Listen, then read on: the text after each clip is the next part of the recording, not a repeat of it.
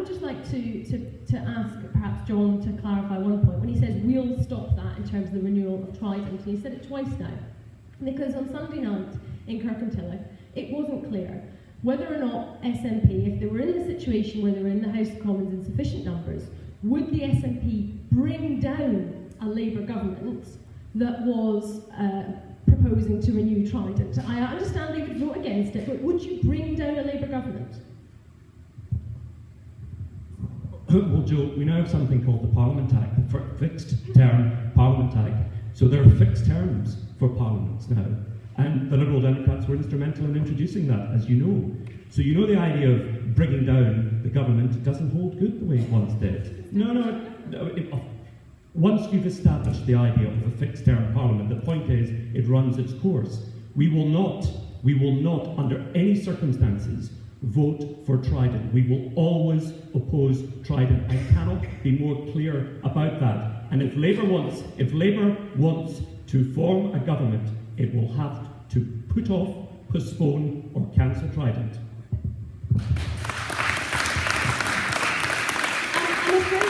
I'm afraid that just doesn't wash in how it works. So you could choose to bring down a Labour government, and that would mean that within the Parliament then either other parties would have to then form a government, or if that couldn't happen, then there would be a general election. But I think what we're hearing now is that the SNP would vote against the renewal of Trident, but it could still go ahead and they would still continue to support a Labour government in its budget, in confidence and supply, etc., etc. So that wouldn't actually... No, we wouldn't. So you would bring down the Labour government and let the Tories in? Joe, this isn't an interview. Why don't you give your answer and I'll give my answer? Well, I think that's been illuminating for people in the audience. It's clear.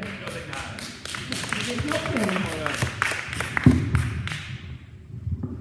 So, ladies and gentlemen, let me make my position on Trident completely clear. I am 100% for the renewal of Trident.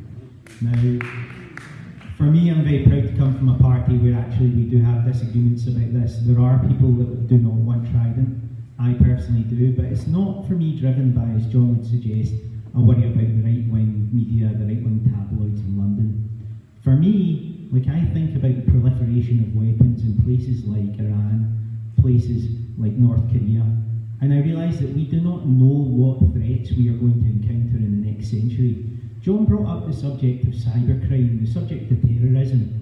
I was actually talking to a young man before we started this debate tonight, and we were discussing where we were when 9/11 happened. Because the truth is, who'd have thought 30 years ago that one of the biggest threats we would be facing today would be terrorism? We didn't think that. We didn't even know what cybercrime was at the time. We do not know what the threats of the 21st century are going to hold. And the problem with Trident and getting rid of it is that once you get rid of it, you can't just buy it off a shelf again. Ladies and gentlemen, I don't think now's the time to get rid of it. I think now's the time to keep it. Thank you.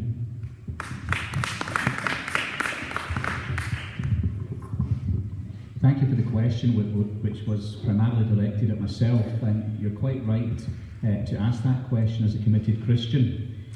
We live in a very unsafe and very uncertain world. That's a hard fact. My two boys are constantly telling me about the bad news that's on the news channels and that is read in the newspapers. And yes, in an ideal world, we would want to get rid of nuclear weapons, but like the Labour Party and like the Liberal Democrats, the Conservative Party do not agree with unilateral disarmament.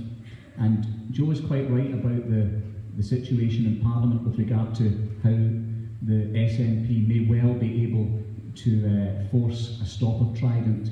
They haven't got a chance of stopping it because the Labour Party and Conservative Party are both committed to the renewal of Trident. So what actually John is saying is that what was supposedly a few weeks ago a red line on Trident, he'll vote against it in Parliament, but then he'll vote for all the other things that the Labour Party might want to do if he wants to prop up the Labour government. So there's a bit of hypocrisy there. There's also hypocrisy from the SNP with regard, and I had more admiration for the policy on nuclear weapons when they didn't want to be part of NATO.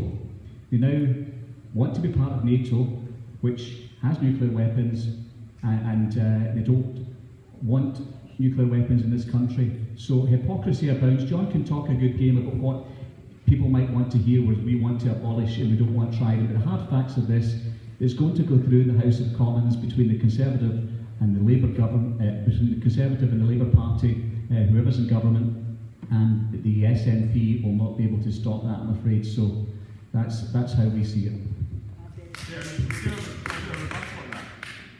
I'm trying to avoid it just becoming... We've talked about Trident. To be quite honest, we've talked about Trident quite at length. What I'll do is I'll give you a rebuttal on the basis that through the evening other candidates may want to, but so you've used your rebuttal. You're ready to go over for this gentleman here. And can I just explain something? So keep it as brief as possible. Yeah, it's a sentence. Just something very simple for you to get, Andrew. You don't seem to understand the vast majority of countries in NATO do not have nuclear weapons. There is no inconsistency between being in NATO and being non-nuclear.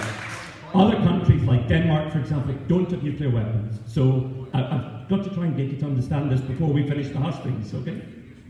Okay, if you hold on to the mic, because you're going to be answering this gentleman's question.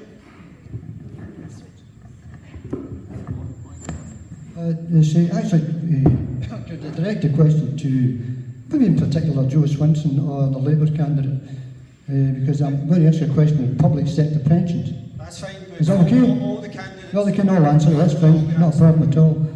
Why, particularly Joe Swinson, who's in the coalition government at the moment, and I've discussed this with her several times before, to be honest.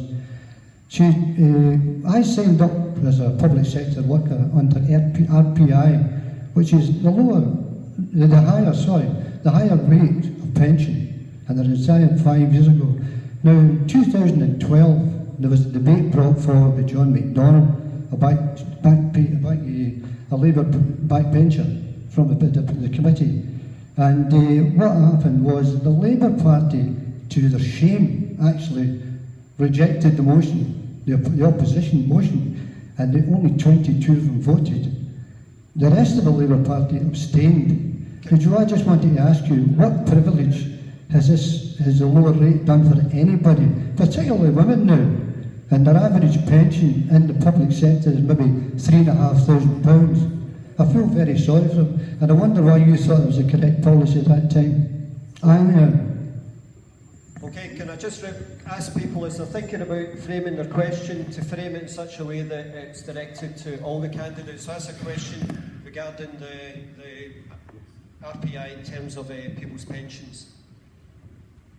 You asked a direct question to the Labour Party here. I cannot possibly explain to you what was going through the Labour Party's mind. The Labour Party's mind is a mystery to me most of the time these days, because once upon a time the Labour Party was the party of the underprivileged. It was the party that stood up for people. It's now the party that's voting through £30 billion worth of cuts. So I'm mystified by it. I think the best thing I could possibly do is hand the microphone over to the Labour Party and get an explanation for your very direct question.